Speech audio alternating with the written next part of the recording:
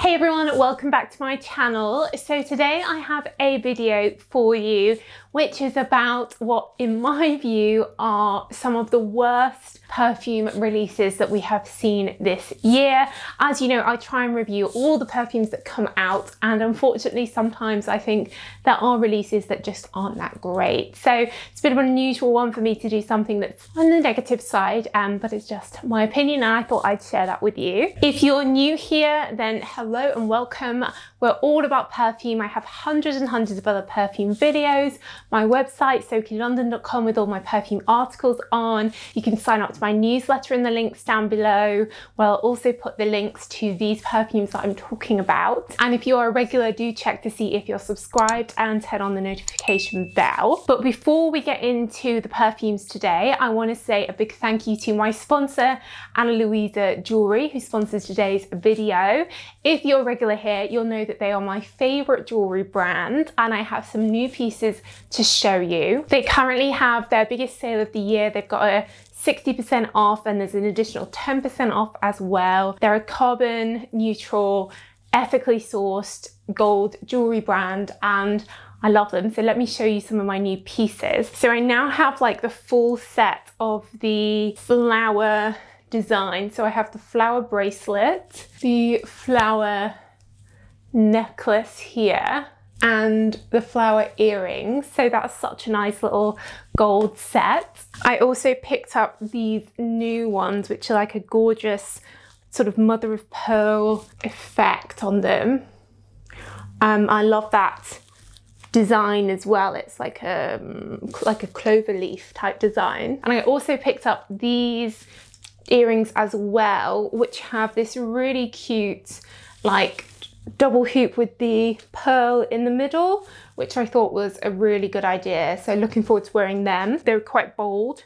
And of course they all come in the like sustainable packaging. They use recycled metal wherever possible, including recycled gold. Their quality is fantastic. I have had many of their pieces and some of them are years and years old and I've never had any issues, never had any sort of where they changed color or anything like that. They're all nickel free, hypoallergenic, and they're 100% carbon neutral and water neutral. They've looked at all the water that's been used by the company along the supply chain and giving that back to cancel it out. And any of their pieces which aren't perfect, they donate to the US charity Dress for Success. So that goes to helping empower women across the US, so nothing ends up in landfill. So like I said, they have the biggest sale of the year at the moment, 10% off the last chance items and up to 60% off site-wide. So do definitely check them out. I'll leave the link in the top of the description box down below, and you can get some Christmas gifts for yourself or for your loved ones, and it is free US shipping and returns, but they do ship worldwide, very affordable shipping, and they come really quickly as well. Cool, so let me get into the perfumes. So you might have seen my video the other day about the new Chloe fragrance, the natural perfume they've released, which I thought, considering it's so expensive, like 40 something pounds for a 30 ml, going all the way up to like I think 80 something pounds for the 100 ml. Gosh, that really is so much money to spend on something which I personally found didn't really last, didn't have strong scent, and yeah, just didn't perform like a perfume to me. So that sort of made me think, like, what are the other things which have been released this year which I think are just either shouldn't have been released or, you know, are so expensive that I don't think it's a good buy, a good release. So the first one you might not be surprised about is the new Miss Dior Eau de Parfum 2021.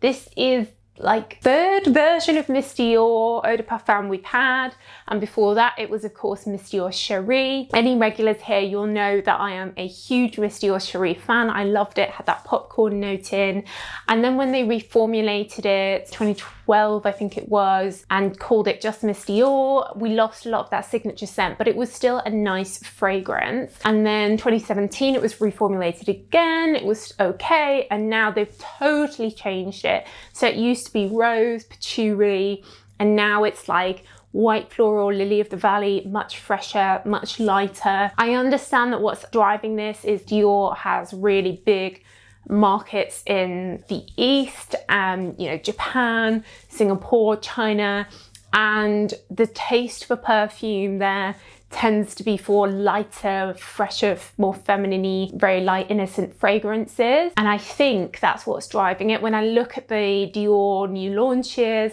they often launch in like an East Asian country. They're not launching in France, where Dior's from. So I think that's what's driving it. And I am hearing potentially that Miss Dior Absolutely Blooming, one of my favorites, luckily I have 2 of it, is potentially going to be discontinued as well. So it may be time to stock up on that. I think if they were to release a new one and get rid of that, maybe they'd do that for Mother's Day or Valentine's Day, but probably Mother's Day. So we've probably got a few more months of that yet. But the old Miss Dior 2017 version is basically disappeared from the internet. I'll see if I can find it anywhere, but I think it's pretty much gone off all the websites now. So next on my list is Marc Jacobs Perfect Intense. So I wasn't really a fan of Marc Jacobs Perfect when it came out. It was a sort of light, innocent rhubarb, but so expensive, like £80. And I thought the bottle, I didn't really get what all these little trinkets were on the top, and I much prefer the daisy bottles and stuff that are just a bit more different and interesting. And I really didn't think we needed another Perfect, but we got Perfect Intense. And this to me smells of banana. I don't think it has banana in, it has an almond in, but personally I think it smells of banana. It's even more expensive than the original Eau de Parfum, but doesn't really last very well. I don't like the bottle, I hate bananas, I hate the smell of it, and I just think it's completely unnecessary, and I'd rather have a new, stronger version of Daisy or something like that than these Perfect ones.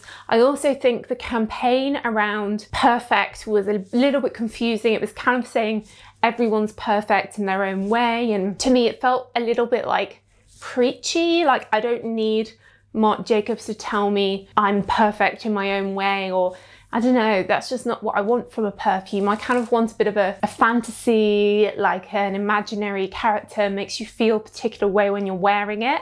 Whereas that's kind of like, don't worry that you've got all these imperfections because that's what makes you perfect. Sort of it's kind of a bit of a negative message, I think. So yeah, I'm not a fan of that one. You might remember from a few months back my review of the new Jo Malone perfumes that came out, the hibiscus range.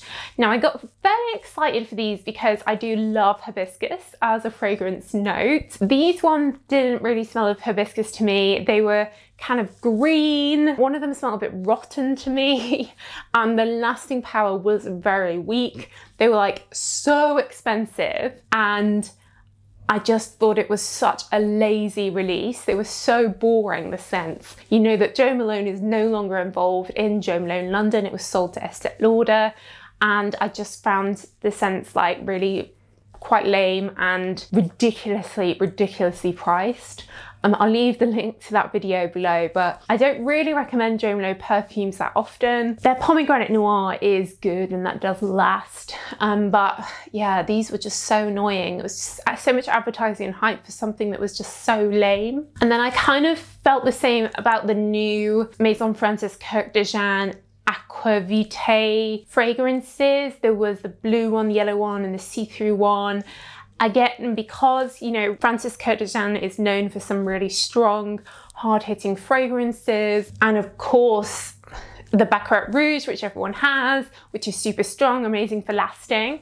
That's what we come to expect. And these three were all really light, you know, kind of refreshing, but light, simple, but they still cost as much as like Baccarat Rouge, but you're getting hardly any projection or lasting power out of them.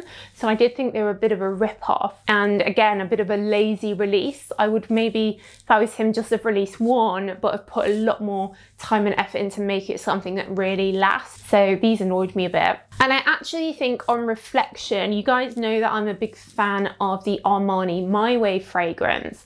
I think the My Way Intense, which came out this year, was not really different enough to original My Way to warrant bringing out a whole new fragrance. And I kind of feel that way about the YSL Black Opium Extreme as well.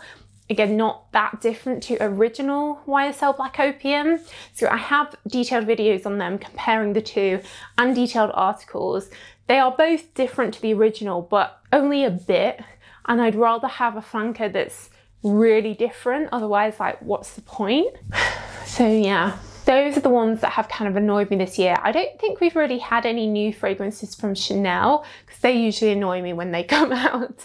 I was thinking of the Coco Mademoiselle Privé, the nighttime fragrance, which is like £80–90 for something that you can't really smell, but I think that was 2020, not 2021. So yes, that's my little rant about what I think are the worst releases of 2021. Let me know what you think have been the most overhyped, or like the least good value for money, or just not nice perfumes that you think that you've seen released in 2021. Let me know in the comments down below. And don't forget to check out Ana Luisa for your recycled ethical gold jewelry. The link down below with that big sale that they've got going on there as well. That's it, guys. So thank you so much for watching as always, and I will see you in the next video. Bye.